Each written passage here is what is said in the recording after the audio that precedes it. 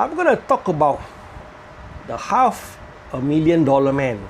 Okay, I think if you grew up in the 70s, you are familiar with $6 million man. It's a TV series about this Air Force colonel, who was involved in a air crash after his experimental aircraft went down. So he had bionic parts on his body and all that, made him super strong, and he went on to become an agent of justice. So $500,000 man is not about a superhero. It's about a fella who made a dubious claim amounting close to $500,000 ringgit. So the story goes, this guy, after 9/11, the war on terrorism began. So there was this troop invasion in Afghanistan, and Iraq was invaded and all that. So there was this trip to Pakistan. So a couple of media practitioners were involved. They had people from Berita Harian, Harian Metro, and the Straits Times sent one reporter. So this reporter had a very colorful history. There was a time where there was this severe drought, talent rain. They couldn't groom reporters in time, so they have to take people from the outside. So this person in question was also from another publication. So in that publication, he was a sports writer. He was so notorious, there was a restraining order against him for stalking and harassing a national athlete. Somehow or other, he hooked up with this guy called Sailang King. So they became good friends because they met at the golf course. This reporter became his personal caddy and all that, and was ferreted into the NST and became a reporter. So these two guys were working hand in hand. Okay. So if you follow the Star Wars law, there is a master and there is an apprentice. So this is the exact case. So this guy was like, following his superior, the Silent King, everywhere.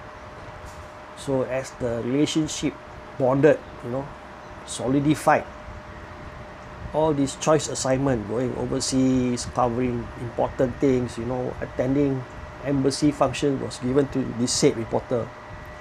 Ultimately, he was sent to Pakistan. When he was in Pakistan, what he did was, this was verified by the Berita Harian and Harian Metro reporters. When he was in Pakistan, rather than going to site to do work, he was in his hotel. He picked up the Pakistan English newspaper, look at all these things, and he conjure his story. So you get daily updates, Deadline Pakistan, byline this reporter and all that. So after the whole shenanigan ended, the media group came back. So naturally, if you're in a foreign country, you get subsistence allowance that will be paid in US dollars. And then other incidental claim, if you need to hire an interpreter, you need to hire a driver, right? You can do so, but the condition is it must be accompanied with an official receipt. Okay? The way around it, if you cannot obtain an official receipt, you draft a letter of authority. So how this works?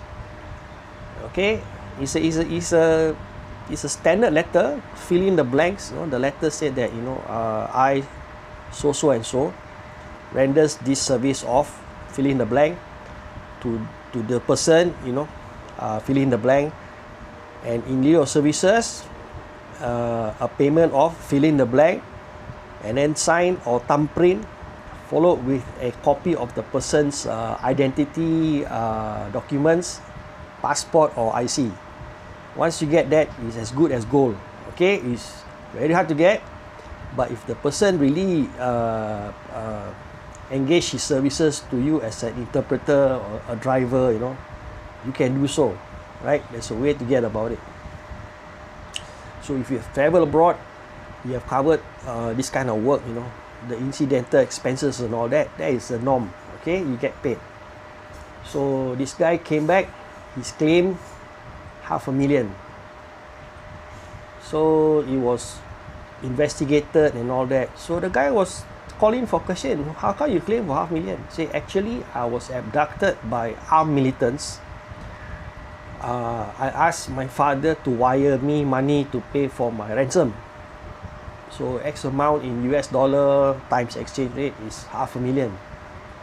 So you see, if there's such a case, right, it has to be formally reported, then the case will be mentioned to our foreign office in Wisma Putra. So it's an international incident, but nothing was done, no such thing, right? This guy was like, he made up the story, how he got abducted, he need to pay off the people to get back, and then if somebody abduct you, demands a ransom, they're not going to give you a receipt for $500,000, right? So the claim was thrown away, but it was used for domestic inquiry. What was the straw that broke the camel's back? The fellas from Berita Harian and Harian Metro submitted a claim, right? Because they took traveler's check, they got their foreign currency and all that. So to offset the cost and all that, the actual claim, I think both reporters were reimbursed like maybe 2,000, 3,000 ringgit. Because of some of the expenses, actually overlap. That there was like extra allowances for overstaying and all that, and some incidental payment that they paid. So there was an offset. So it's legit, okay? Both of them were like 2,000 ringgit. This guy claimed that he was abducted by armed militants, holed up in some cave somewhere, it's like one of those Tora Bora story, the hunt for Osama bin Laden. So this guy became a story. So he was questioned, and the facts remain that two reporters claimed no more than 2,000 baht. This guy alone, 500,000. And the story actually snowball. When you say this amount, when the story goes through a few other fellas, the amount just kept getting bigger and bigger. But I think 500,000 may not be the actual sum, because this exaggerated. But how the thing, the myth of $500,000 man, $500,000 man becomes so, because it just kept getting better as people just, add in more sugar and spice.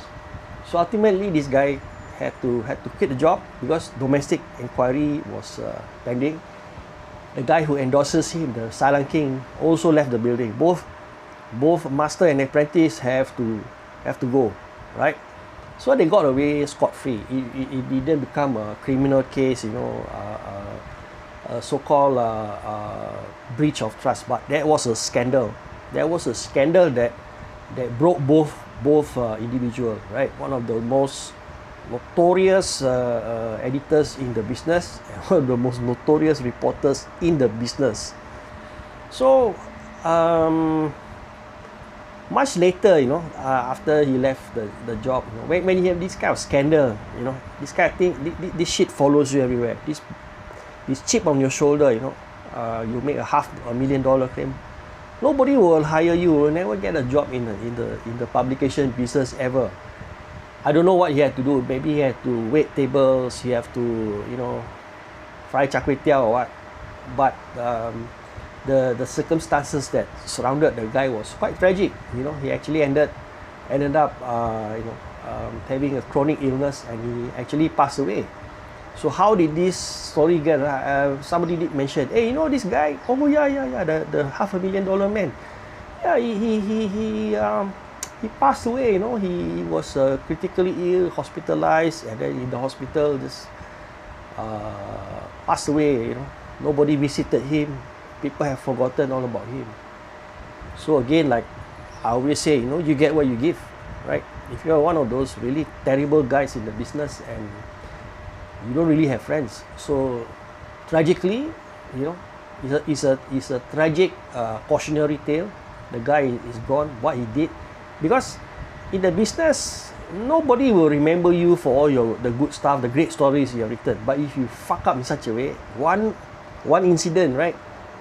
You go and order armored column, you claim you were abducted by militant and all that, then turn out to be bullshit story, and you have to leave because of that, because of all the shame and stigma. That's going to follow you, even after death. So there you have it, man. $500,000 man.